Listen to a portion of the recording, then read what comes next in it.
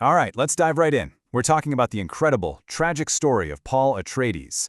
This is the man who became the Messiah Emperor Muad'Dib, only to watch his glorious revolution spiral into a full-blown universal nightmare. And let's just start with this. This is a chilling reality. The name Muad'Dib, which was once, whispered like a prayer across the entire galaxy, is now a curse. The Liberator's holy war, his jihad, it has drowned the stars in blood. So that's the big question, right? How on earth does the universe's greatest hero become its most feared tyrant? Well, that's what we're here to break down. We're going to look at the curse of his power, the plots against his throne, and the absolutely impossible choice that ended up defining his entire legacy. Okay, so first up, the Emperor's Curse. To really get what happened to Paul, we have to look at his empire 12 years after that big victory on Arrakis. His triumph, as it turns out, was really just the beginning of the tragedy. And the cost of that empire? I mean, the sheer scale of the devastation is just staggering. We're talking 12 years of non-stop, relentless war. Millions upon millions slaughtered. Paul's Fremen legions just swept across the universe, creating a reality where, as the book puts it, there are no innocents anywhere. I mean, wow. That is the bloody foundation his entire empire is built on. And this really gets to the heart of the tragedy. See, Paul's victory wasn't just some political shuffle. It was a religious cataclysm. The very things that shot him to power, prophecy, that intense fanaticism, the war itself, they became the chains that completely bound him.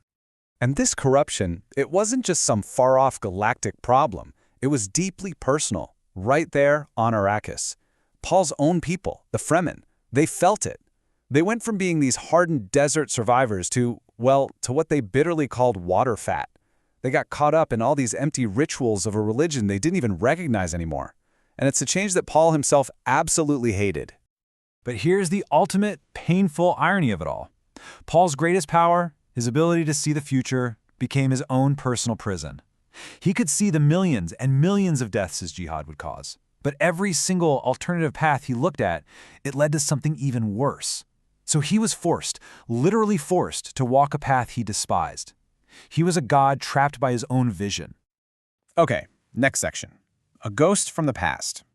Now, while Paul was wrestling with all these inner demons, you can bet the old powers of the universe weren't just sitting around. They saw a tyrant controlling the spice, and they started to scheme. So who were the big players in this conspiracy? Well, first, you had the Spacing Guild, who absolutely need the spice for interstellar travel. Then there's the Bene Gesserit, who were furious they lost control of their prized bloodline. And of course, you've got the deposed Imperial House Corino, just hungry for revenge. All of them had the exact same goal: break Paul's absolute control, whatever it takes. But they had a huge problem. How do you attack a Messiah who can see the future?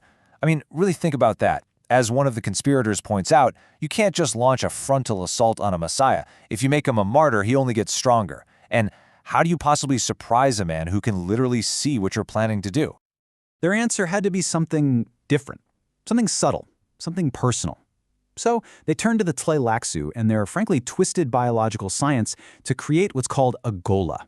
Now, what is a ghola?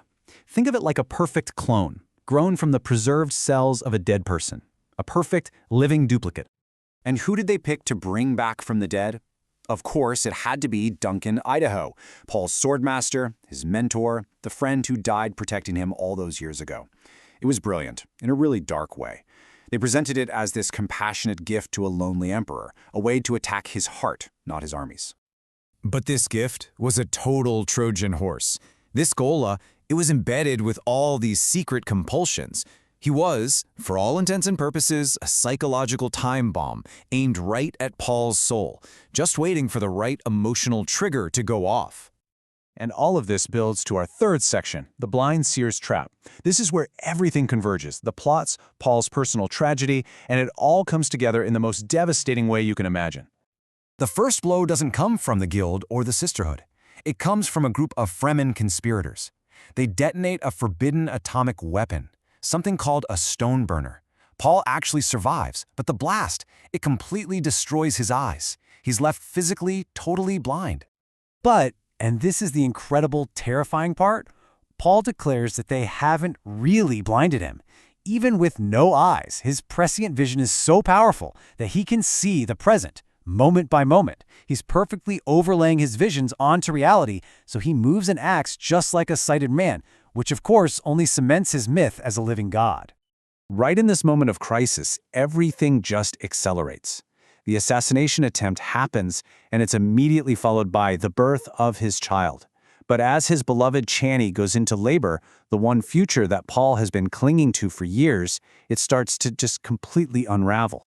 And this is the moment where it all shatters. Paul's vision, the one he trusted completely, had always shown him one child, a son, and Chani surviving.